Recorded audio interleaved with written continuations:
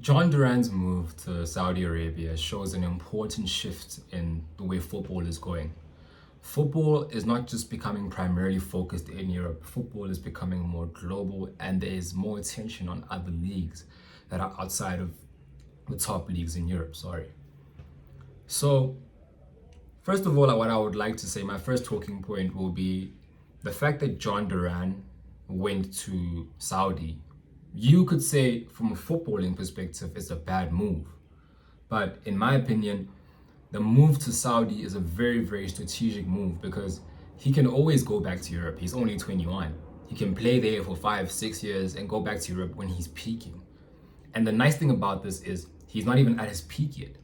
So now he can go to the Saudi league, develop his talent, get better and better and better. And then when he goes back to Europe, he can go back to Europe as a top striker. Sorry. Obviously, the European leagues are much better. You know, the competitiveness is better, the players are better, the quality overall is just better. But this is a guy who comes from Colombia. You know, this guy comes from the slums in Colombia. He comes from Medellin, where his family was very poor. You know, and most of these guys from South America aren't just supporting their immediate families. You know, they're supporting extended family members, they're supporting people that they know from their neighborhoods, they're helping out. So this presents a unique opportunity for him to do that without it burdening him. Because, I mean, what he was earning at Aston Villa, it was reportedly around 2.5 or 3 point, I think it was 3.5 million pounds. And don't forget this, in the UK, your money gets taxed by 40%. About 40%, it could be more than that.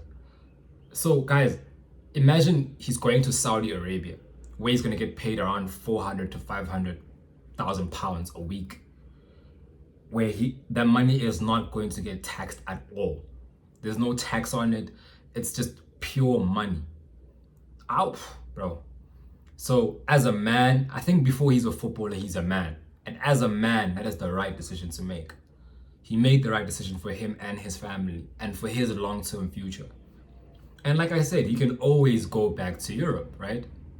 Obviously, the Europeans will criticize this. They'll say, no, what a shame, what a disgrace. And, you know, they're speaking from a place of arrogance because most of them don't come from the situations that guys from Africa and South America come from. This is why guys from South America and Africa, for them, going to Saudi Arabia is not that much of a difficult decision because in Europe, they're living much better than the guys who were from South America and the guys who were from Africa, right? Because in Europe, let's face it, guys, most countries in Europe are first world countries. So they have more. You know, I'm not saying that all of them come from rich families and all of them were rich, but just the general quality of life is better in Europe than it is in most countries in Africa and most countries in South America. So when as for example, me as Mvuyo, I'm playing for a team in Europe, I'm making very good money, of course. In Europe, there's a lot of money. I'm not saying that there isn't money in Europe, but if I'm earning 60K a week, which is insane money, don't get me wrong, crazy amounts of money. But if I'm earning that and then you come to me, offer me 400K a week, bro, you're more than 10xing, you're almost 10xing my salary. Almost 10x, not 10x, no, it's not 10x, but you're almost 10xing my salary.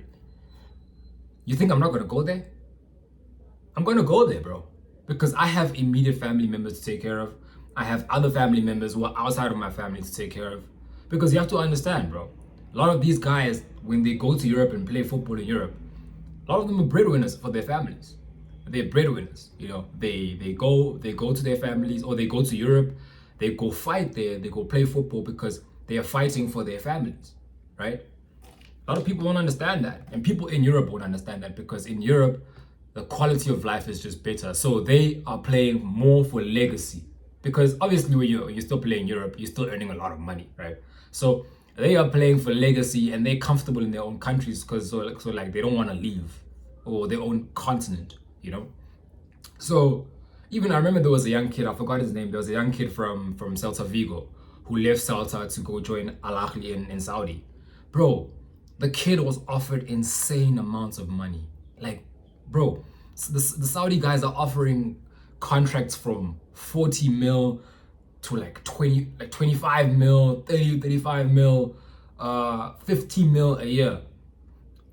Bro, most clubs in Europe, most clubs, even the biggest clubs, aren't offering you that. And a lot of these guys aren't necessarily like top class players, you know? Because in Europe, for you to get that kind of salary in Europe, you need to be like the best of the best. Like, whew, you understand? So these guys, some of them aren't really like the best of the best in Europe. So they just go there because they're like, yo, if I can earn a salary that's earned by the best of the best here, there, then I might as well just go because why not? You know, I'm gonna be making money, my money's not getting taxed, I'm gonna be living in a decent country, you know, my family's gonna be taken care of, everything of mine is gonna be taken care of. I'm not going to have to worry about money for the rest of my life ever again. I'm not saying that if you're playing in Europe, you would have to be, because let's face it, in Europe, you're still earning crazy money, right? But in Saudi, it's like set for life money. In Saudi, is I can take care of my family's family money. You know, everyone in my family can be good with Saudi money. And let's face it, guys, the hard truth that nobody wants to talk about is the fact that the Saudi league is growing exponentially. It's slowly becoming a leading football or leading sports organization in the world, or one of the leading sports organizations in the world. It's growing. I'm not saying it's there yet. It's not there now, but in the next 5 or so years, that league can definitely be up there or in the top 10 at least in the next 5 or 6 years. I believe that, because the Saudi league, the strategy is different. They're not necessarily just going for players who are over age and they say, hey, come here, come give us some commercial viability, and then you can just retire here. No. They're saying, come here, we'll give you lots and lots of money. Your money won't get taxed here, and the league is growing. You will be one of the faces of the league. So for me as a player, when you put that project on the table for me, I'm like, I'm at least considering it, you know, at the very least. Because, guys, let's be honest here. And I'm talking to the super football fans. Let's be honest. If someone offers you 40 million pounds right now, 40 million pounds, let's say, for my South African brothers in rands, that's like 600 to like 700 million rand a year. Bro, you're not rejecting that.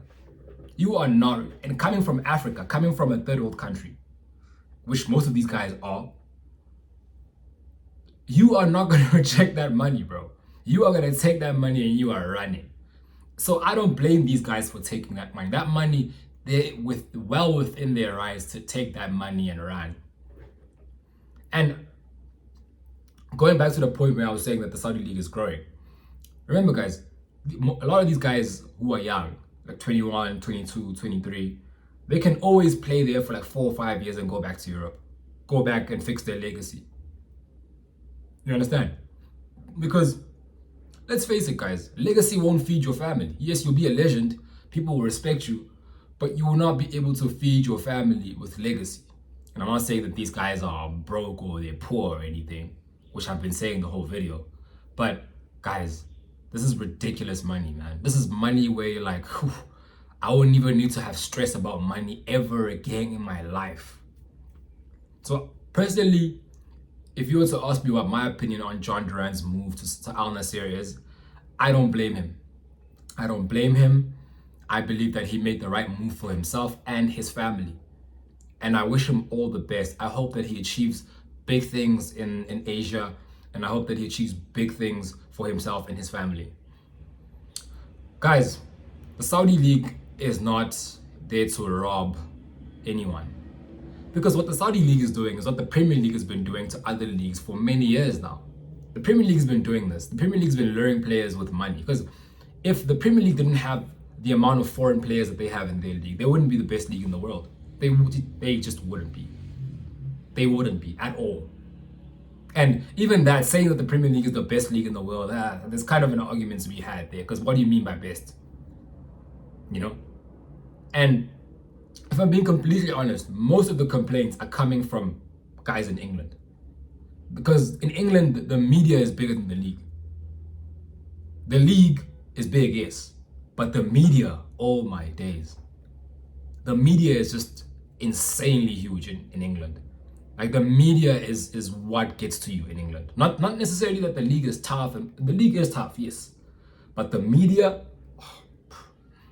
So it's very hypocritical from the English media to do this, because they have been doing that to other or leagues in other countries for a long time now. You know, this is why a player from Juventus can sign for Nottingham Forest. A player from Inter Milan can go to, what do you call it? Can go to a club like Crystal Palace. Why? Because they're gonna pay him more. You understand? So this model is not new. It's just that the guys who are doing it now are guys who are not from Europe, or who are not from Europe. So it's a problem now because the guys are not from Europe.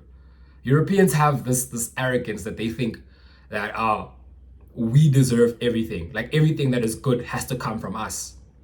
Guys, football is growing. Football is becoming more of a global sport.